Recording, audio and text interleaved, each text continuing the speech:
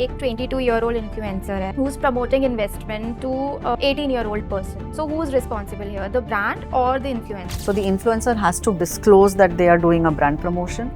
बच्चों की photograph होती है कि इनको donation के लिए और everything. So how ASCI look after that? And they are using advertising as means to funds from the public. So there was one controversy also, the Bonvita and Food Farmer one. This generation is going to be looking at media and advertising in very different ways. पहले एक program होता था, उसके बीच में advertising आती थी. Now the full program is actually advertising.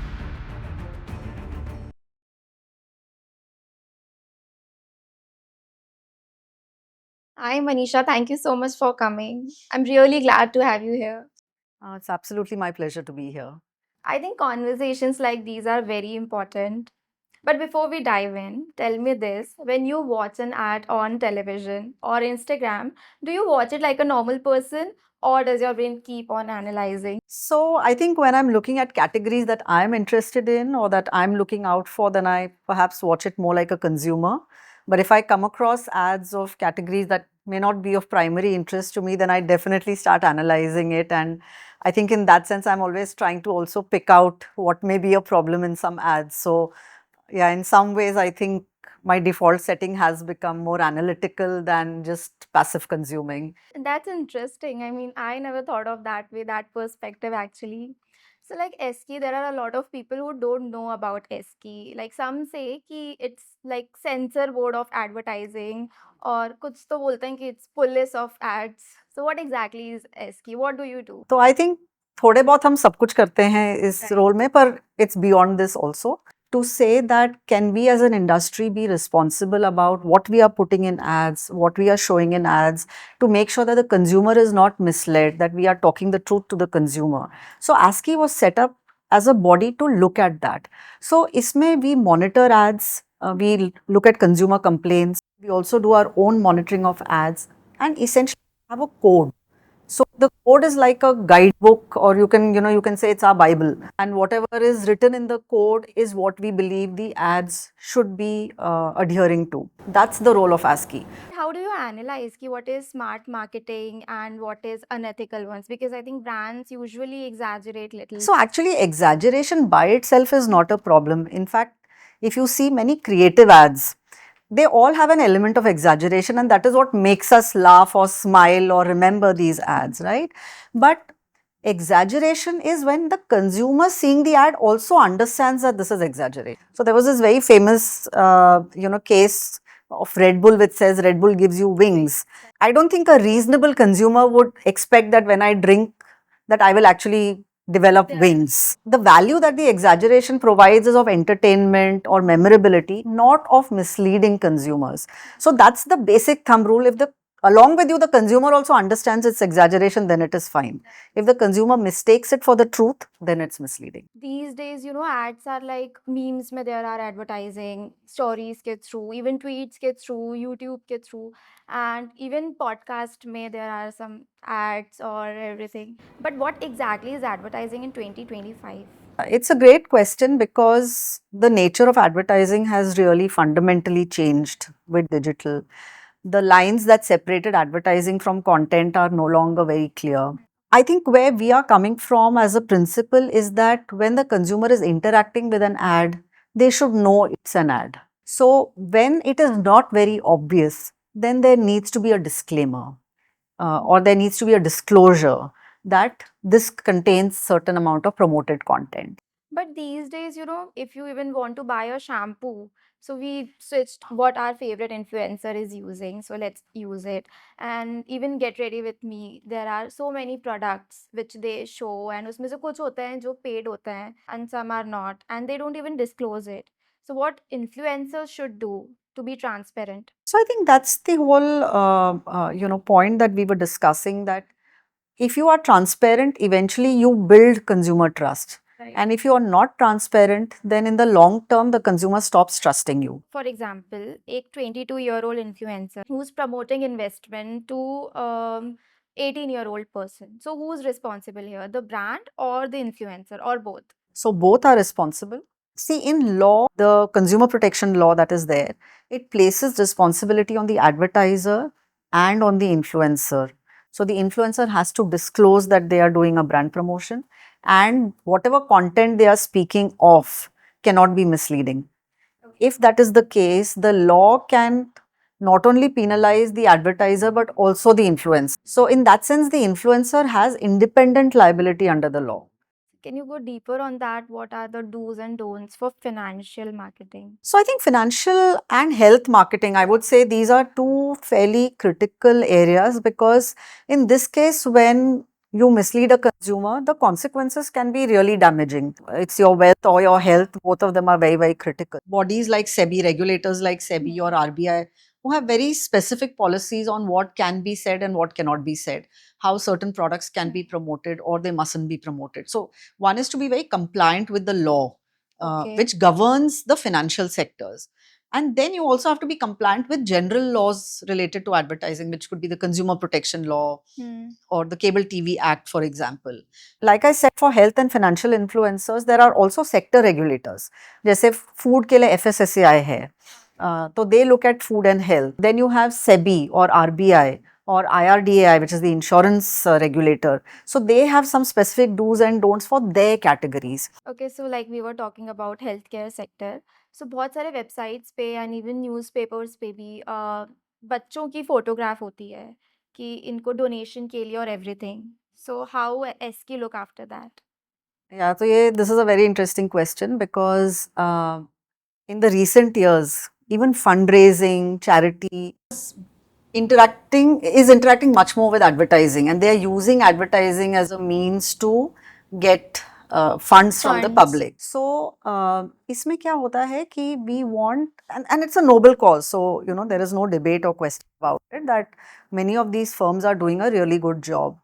I think what we want them to do is that when you're using the picture of the person who you intend to benefit, जो beneficiary होता है, चाहे वो somebody who's in trouble, essentially, either they are unwell or they have fallen upon some hard times. How their image is to be used should not be done in a manner which is exploited, takes away the dignity of the person. Coming back to influencer and creators, many creators say ki, see, ethics is a big brand's problem. We are just trying to make it a living. So what do you say to that mindset? So I can understand where they are coming from, because sometimes it may be very overwhelming for them to be aware of all the things that are governing their business. They may not have a legal department, they may not even have a marketing department.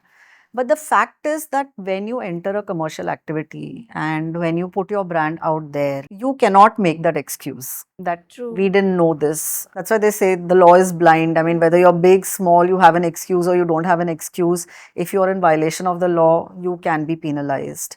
They have to make that effort to be compliant with the law, because brand बनाते बनाते अगर शुरू में ही आपके ऊपर penalty लग गई या आपका ब्रांड किसी गलत काम के लिए न्यूज़ में उछाला गया, तो फिर आप क्या ब्रांड बनाओगे? And that damages your brand from the beginning, and it is very difficult to crawl out of that situation as a brand. So वो क्या कर सकते हैं?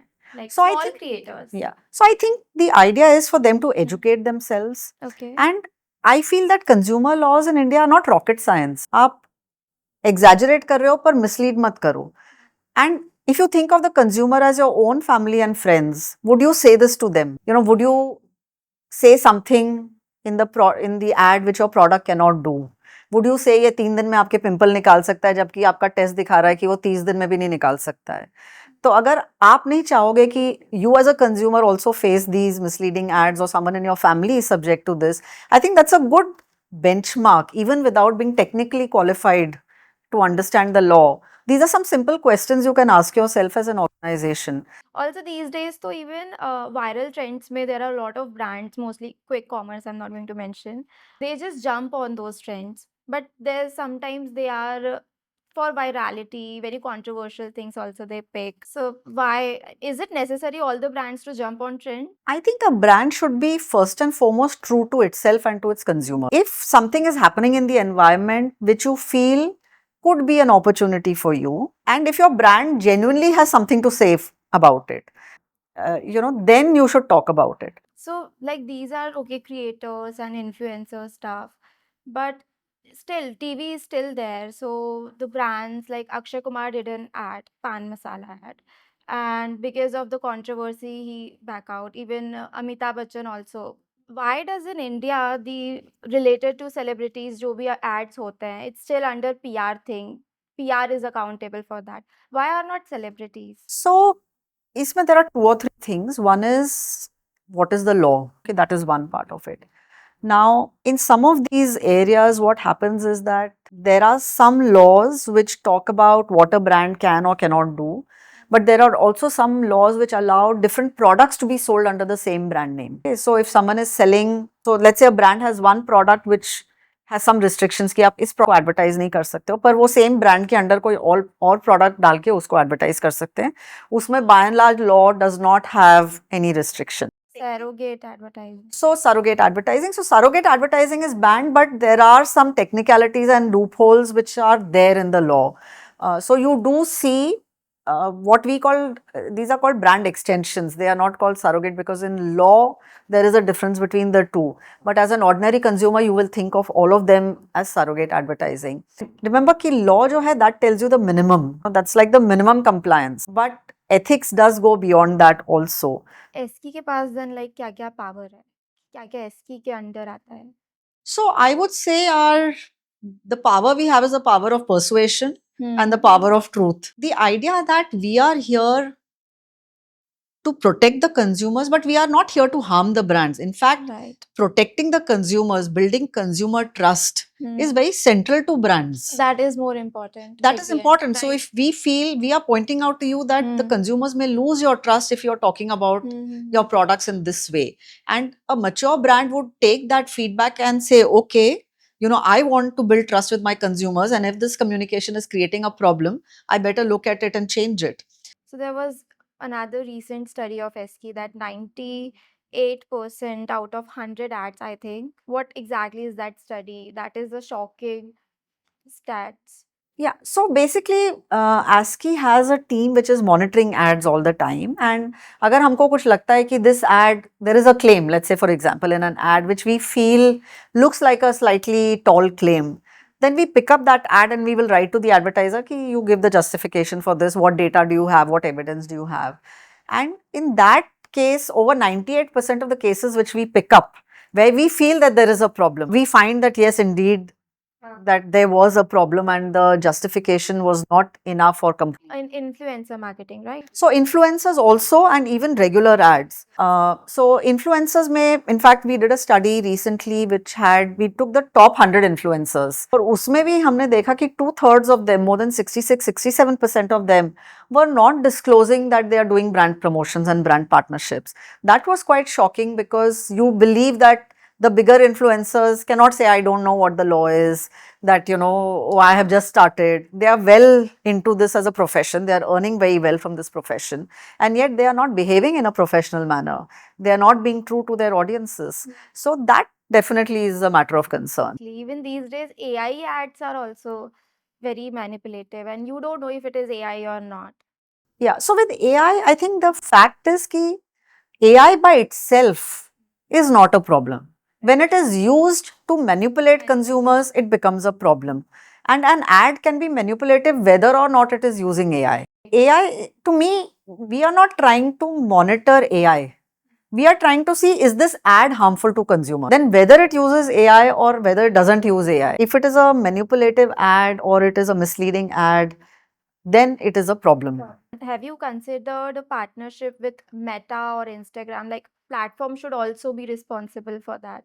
No, definitely platforms have a very large role to play in making sure that consumers को जो information जा रही है वो correct information जा रही है. So platforms definitely have a big role to play in this, and we do work with different platforms to examine ads. And again, over a period of time, platform ka role bhi, so if we come across something which is misleading, we also highlight it to the platforms. Let's say if the advertiser खुद से नहीं हटा रहा है ads, we can then request the platforms to help us to get that content off. So platforms do cooperate with ASCII. So there was one controversy also, the Bonvita and Food Farmer one.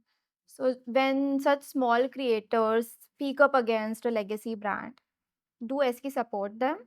So I think we will support what is the truth. Yeah, and what if it is true? Yeah. So I think, see, in general, I would say that when any voice, small or big, is questioning someone, I think that's a healthy practice. What we need to be careful is that the questioning is also done in the right way and it is done in a meaningfully correct way.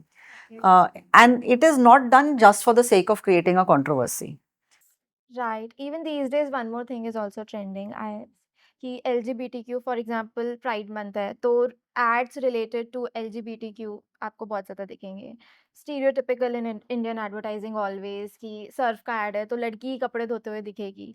Do you know कोई सा ऐसा brand हो या जिसने challenge किया हो इन norms को कि नहीं ऑपोजिट दिखाना है? It's like a checklist for brands क्योंकि सर्फ का ad है, सो किसी इंडियन वुमेन को दिखा देते हैं कपड़े धोते हुए ऑन ये एंड कोई पर्टिकुलर अगर फेस्टिवल है तो सिर्फ उसी के अराउंड करना है, कोई डे है प्राइड मंथ सो उसके around.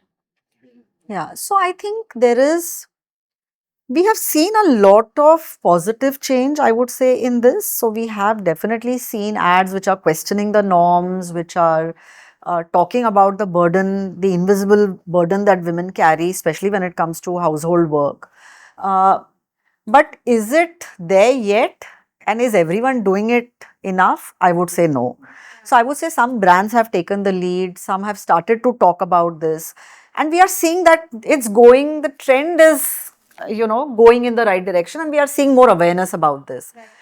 But like I said वो मेन स्ट्रीम नहीं हुआ है. जैसे आपने बोला कि वो प्राइड मंथ में बात करेंगे पर आपके जो बाकी कैंपेन्स है उसमें कुछ नहीं होगा, या विमेंस डे पे आप कुछ अलग बात करेंगे और बाकी 12 महीने आप अलग बात करेंगे, तो वो एक हो जाता है कि आपकी जो जेन्युइनली ब्रांड स्टोरी है वो ज़्यादा इंक्लूसिव कैसे बनाई जाए, ये एक स्ट्रेटेजिक डिसीजन होना चाहिए, and that should be built into the brand, and it should be something which the brand genuinely believes in. If you genuinely believe in something, then you will work on it in a certain way. But if you are doing it for tokenism, then a certain different kind of advertising emerges. So I think the idea is how do we push brands to adopt more progressive, inclusive narratives throughout their main campaigns, not that वो हमने एक campaign, they do it because अभी pride month is trending, so either Pride Month आ रहा है या कोई award के लिए कर लिया, या वो that becomes a little tokenist and not doesn't come across as very authentic or genuine. What you're talking all the time, makes the big difference. Do you think our Indian brands or Indian ads are more unethical in advertising than global ones? I don't think so.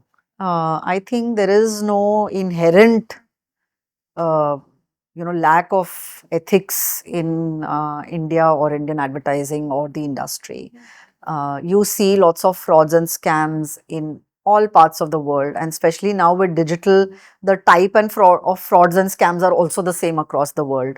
So we are part of a global organization and a global alliance. So we are very aware of what's happening in other countries, and the challenges are similar.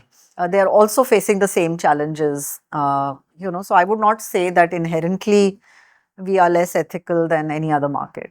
So ASCI is also part of a global ICAS network. So what are the practices from global network that India should adopt? So it's a very good learning forum for us in terms of how certain markets have grown in their organization and the way that they regulate advertising vis-a-vis India. And there is a lot to learn. We learn from them, they learn from us.